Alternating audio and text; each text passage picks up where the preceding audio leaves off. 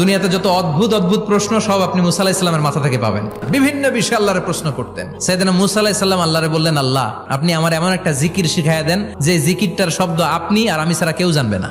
দিনে রাতে সব সময় এই জিকির আমি করব, আপনারে ডাকবো, কিন্তু শর্ত হলো এই জিকিরটা জানবে শুধু আপনি আর জানবো শুধু আমি। আল্লাহ বললেন, মুসা পড়ো লা ইলাহা ইল্লাল্লাহ। মুসা আলাইহিস সালাম কয়, মাবুদ এটা তো জাতীয় জিকির, সবাই জানে। আমি তো চাইছি এক্সেলেন্ট একটা জিকির, কারো কাছে নাই, শুধু আমি জানবো আর আমি পড়বো।